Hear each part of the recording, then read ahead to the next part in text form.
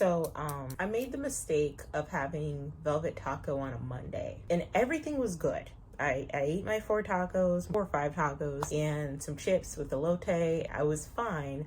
Then I took a nap for a few hours and woke up and realized that I actually was not fine. I was not okay. The bathroom hated to see me coming, plain and simple, okay? However, we made it out alive. We made it out okay. And I'm happy to say that I'm here in one piece and not in shambles. Welcome to my channel.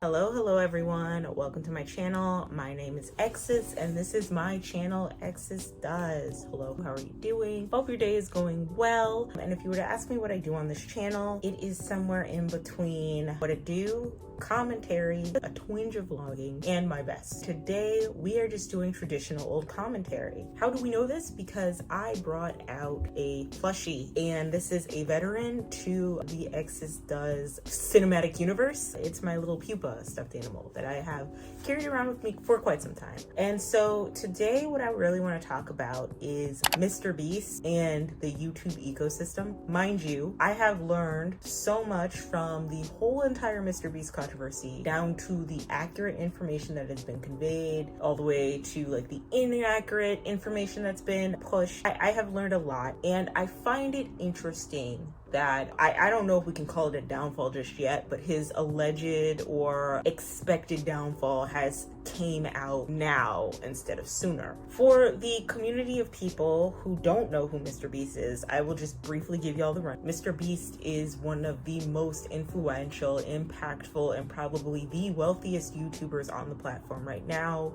He started off as a regular YouTuber, I think doing like number marathon countdowns and weird challenges here and there, and was able to evolve his overall channel and brand of himself into like this multi-million-dollar empire, maybe even more money, allegedly. I'm gonna say allegedly, depending on some of the things that he's been doing behind the scenes. After MrBeast reacquainted himself with mainstream, he has been able to make gaming channels, review channels. He's been able to make a boatload of merchandise, promote merch and sponsorships to his community. But I think where he really shined and where people really kind of took a likeness towards him is when he made his more money and financial challenges, if that makes any sense. And what I mean by that is, when I say money or financial challenges, he would have these game shows or these events on his YouTube channel where he would either just give people money off rip. He would have it so like some of his subscribers would earn a boatload of money as well. I think, and don't quote me on this, but I think he did like a win $1 million or win $100,000 as one of my subscribers type situation.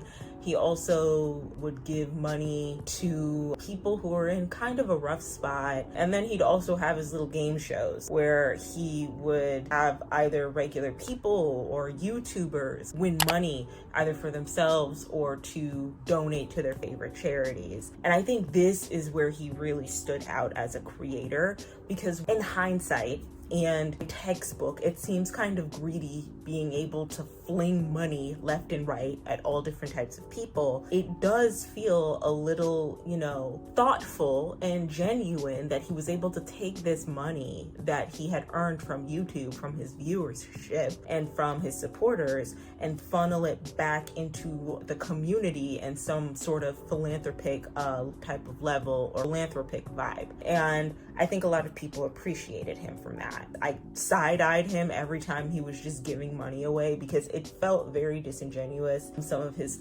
thumbnails would be like, I give $1 million to a homeless person, or give $1 million to your favorite YouTuber, or watch me give $100,000 to 100,000 people. And it just felt like he was capitalizing a little bit off of the idea and the concept of money that, again, in hindsight, looked like it was to celebrate and to support the community that supported him, or whoever he was giving it to. But it also just felt like a spectacle. Very, very like, how much money can this man give away? Almost fetishizing the idea of how much money that he had. One of the initial controversies where I saw some pushback outside of, I want to say, anti-capitalist amongst individuals saying, well, MrBeast is part of a bigger problem with the capitalization, the capitalist nature of, wealthy YouTubers. Outside of that critique, I did see a lot of people say that they had some concerns with one of his videos that he came out with,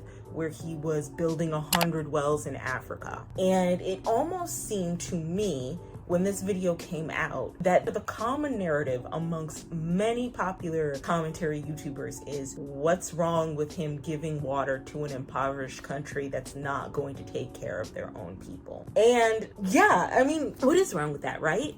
However, when you dig a little bit deeper, I can see how a Kenyan native or an African might feel offended that there's this random white dude who's coming into their country and capitalizing off of the supposed impoverished nature of Africa and earning clout in creating content in the guise of philanthropy and the guise of helping this country. But again, when this video came out of him making 100 or 1,000,000 wells in Africa, I believe it was like 100 wells of clean water in Africa, the argument amongst several very big popular YouTubers was, well, what's wrong with him giving clean water to individuals in Africa? Mind you, these were people who were not like first generation Africans, African natives. Even the black people I saw who were critiquing on this, it didn't seem like they were African, like they were first gen African, it just seemed like they were kind of talking about something that really wasn't their business. And MrBeast was able to get away with that controversy. And to me, every time I saw MrBeast, I always got an ick from him, because while he was doing good things with his money, supposed good things with his money, it always did feel as if there was an ulterior motive of doing the good things with his money for content. Not to pick the brain of somebody's intentions, but is it truly genuine for you to give money or give to people if you have to create content and a spectacle out of who you give this money to? And that has always been my discomfort with that guy. But if you said that like 4 or 5 years ago, I'm pretty sure you would get your head ripped off. Like, people would not support you, okay?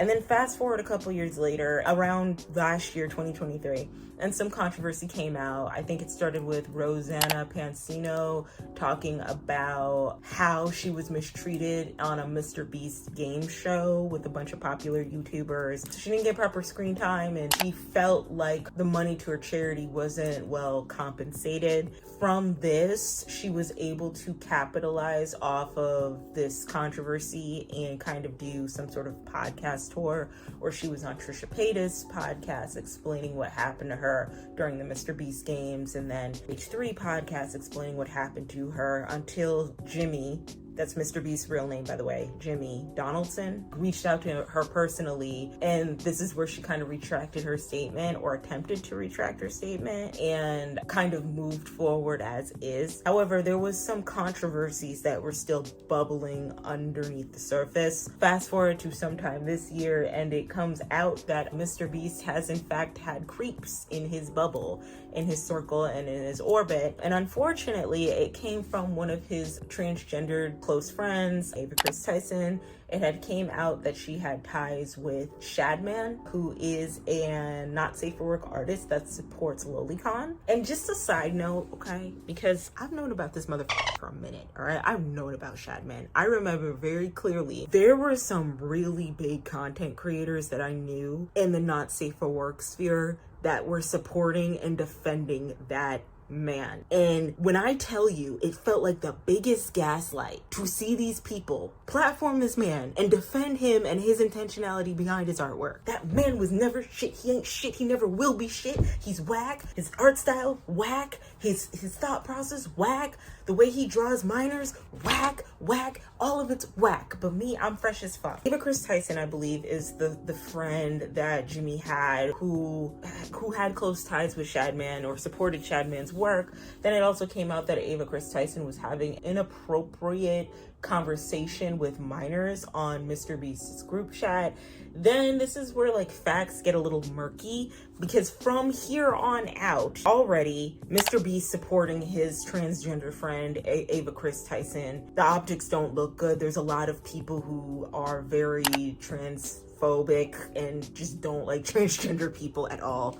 And then you topple this on top of that. And this is where all the controversies started coming out. I believe Dogpack404 made a set of videos kind of talking about what it was like working for Jimmy. There was a few other content creators, I believe, that talked about their experience doing the MrBeast game shows and how uncomfortable they were on set of that, how there wasn't proper care for the talent who were competing in these shows. I think Dogpack404 whistle blew the intentionality and the legitimacy of some of MrBeast's videos, but from what I saw in the Dogpack404 videos, it felt like he was alluding to the lack of legitimacy of a lot of MrBeast videos, questioning the legitimacy of this guy and his intentions and whether he truly wants to give back to his community or he's just a money-hungry YouTuber who's successfully mastered the algorithm and is trying to benefit off of that. There was another creator, I forgot the name, but I'll put it right here, where he talked about how he was flown out to LA to help work for MrBeast and to help write for a MrBeast skit or video, only for them to retract the offer after they flew him out and just kind of sort of steal his idea. Again, this is all allegedly, but a lot of very sinister things going on behind the scenes has been exposed. While this is all happening, I was surprised that a lot of people waited until now, until the dog piling happened, to be like, oh yeah, I never trusted that MrBeast. MrBeast is a creep, I do notice a trend amongst bringing a YouTuber down several pegs.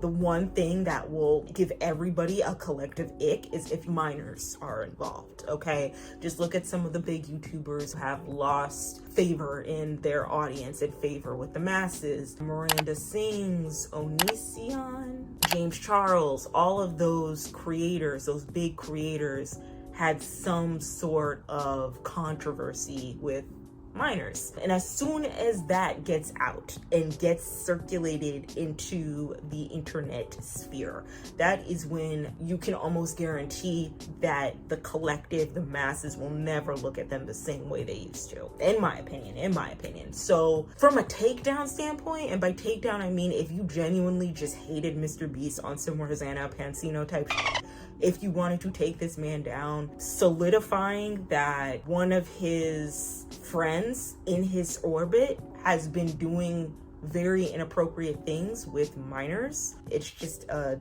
cataclysmic event of cancellation is ready to happen. With all the controversy coming out, with people questioning the legitimacy of MrBeast, and even with MrBeast trying to pump out and funnel products the same way he always had with his Beastly Lunchables, the way he had did with his MrBeast chocolate. Now people are just like, this man is horrible, he's a money-hungry content creator, what's wrong with this guy, But how did you not see that when he was funneling MrBeast chocolate bars to you? Or when he opened up those MrBeast burger pop-up shops everywhere across the country? Or when he was trying to make wells in Africa and make it seem like he was being a genuine philanthropic type of figure, when in actuality he was just benefiting from the idea of donating to an impoverished country, building clicks and views and clout off of that. Or when he was just throwing money around casually and felt the need to film every single time he was throwing the money around. How did you not see that? Even some of my closest friends that were pretty strong in their anti-capitalist political stances were like big MrBeast fans, because they were like, this guy's so nice, he just gives money away from people. What's the intentionality behind it? Because you can always give away money to people and do it without an audience. And I think the dogpiling is what is really frustrating to view, because these were things that were done in plain sight. It really took Ava Chris Tyson and the expose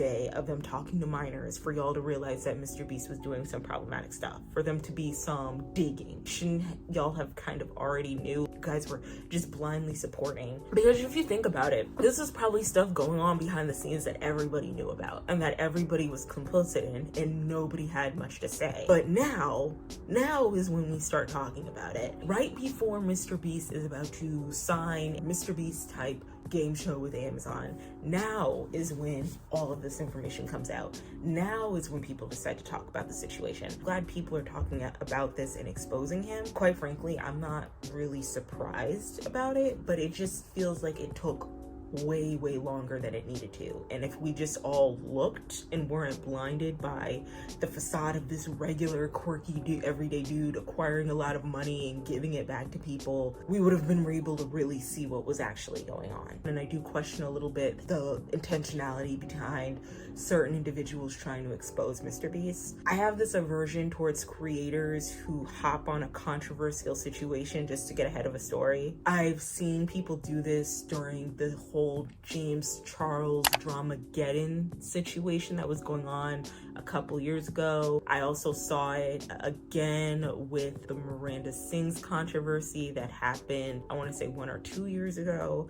And I'm seeing it now with MrBeast, where there are actual people who are being affected by these well-known, influential content creators that are able to sway and convince their audience in any way, shape, or form, their fan base in any way, shape, or form, to blindly follow them. That now people are more worried about taking down a powerful titan of a content creator instead of actually handling the story with care, with the proper research, getting the proper evidence out to ensure that the information that they are conveying to their own audience is correct and factual and isn't being muddled by rumors or illegitimacy. It does feel like you're exploiting a situation way more than you should. The question that I'm asking is, when do we get to a point on YouTube where these big controversial situations feel a lot less like spectacles for us to fully engulf ourselves into and enjoy as a form of entertainment, and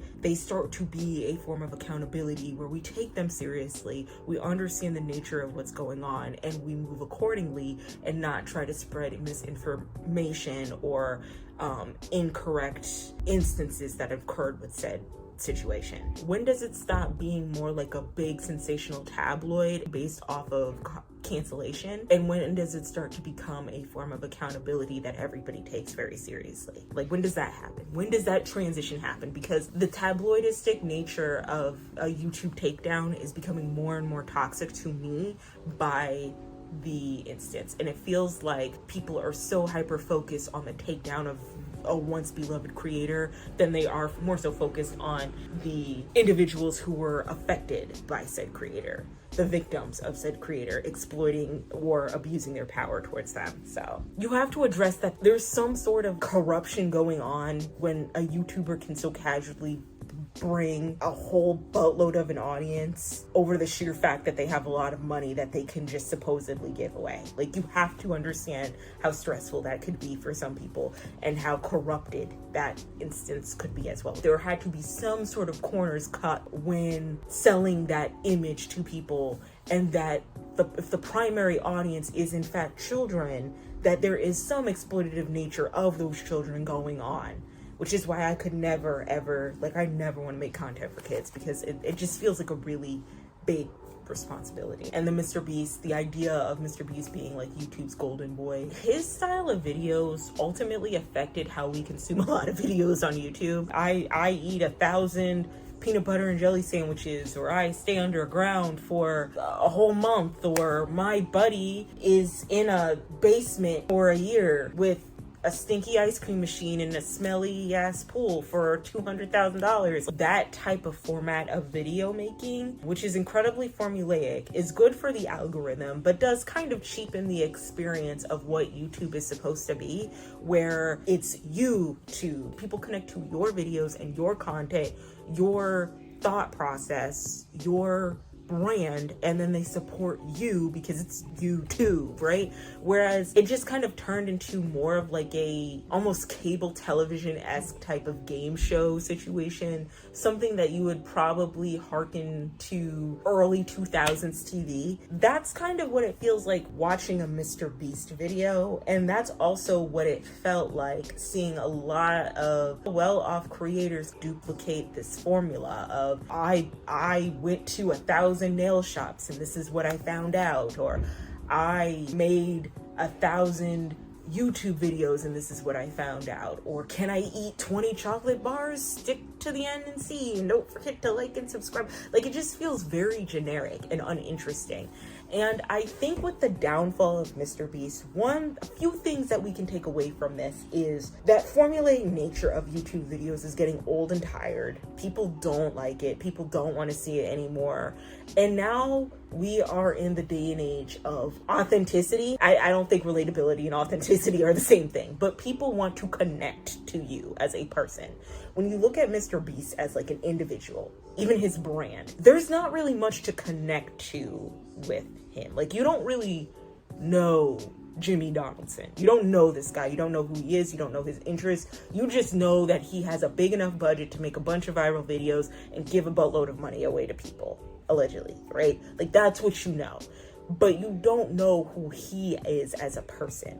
And I think now, with the downfall of this and with how commercialized it has become, with him exploiting his audience through pop-up restaurants, exorbitant amount of merchandise, scammy, almost borderline gambling type of tactics that he's selling to his audience, and then the horrendous launch of the Beastly Lunchable food that he was selling to his audience, I think we have gotten to a point where people are tired of the gimmicky influencer that is trying to constantly hustle and pump money out of their audience, and they're more interested in supporting, whether through their dollars or their viewership, the influencer and creator that they truly can connect to. I also think that if you look at the grand ecosystem of influencer culture, that has already shifted. I feel like that was the beginning of the end of that type of influencer. And I feel like influencers and content creators who fall in that category, the Logan Pauls, the KSIs, the MrBeasts of that nature, it was only going to be inevitable. At the end of the day, they are more or less trying to sell or pump their audience out of their own dollar in order to support their lavish lifestyle and to hoard that money into their own pockets. So TLDR, I feel like it's a good thing that we are exposing the MrBeast commercial type of creator for the type of situation that is going on right now. And I do feel like we're going to see a shift in how creators make content by seeing if we see one of YouTube's golden boys, MrBeast, kind of flop a little bit, in my opinion. You know, one thing I want to end off with is like the misinformation and the spitefulness that some people have, because something I noticed about Rosanna Pansino is that she has been on Jimmy's neck for God knows how long, and at this point I am questioning the intentionality behind her having her foot on this man's neck for as long as she is. She is MrBeast's biggest op. I want to say as soon as she exposed MrBeast for the grimy nature of his, YouTube game show and did her podcast tour is when she just had it out for Jimmy. And I really want to know the ulterior motive behind that, because from what I understand, she isn't a successful enough content creator.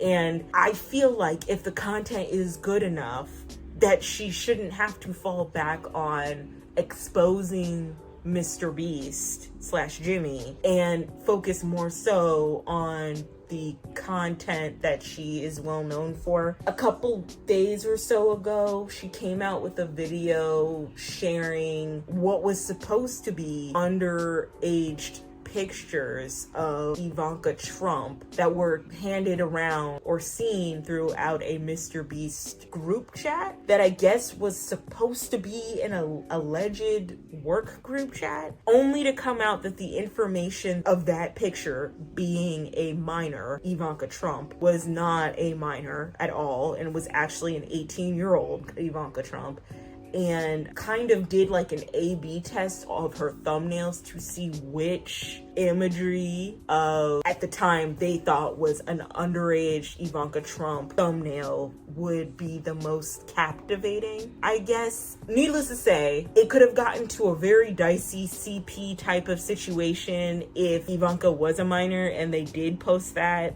image on their thumbnail, but luckily it wasn't. However, they were trying to portray their video as if Jimmy was the part of group chats that were showcasing CP everywhere. And all the facts and information of that video were not correct at all. And when it was all said and done, after, you know, witnessing people commentate on this and even witnessing the video myself, it really does feel like this girl just does not like Jimmy out of spite instead of actually caring about all the bad things that he's done.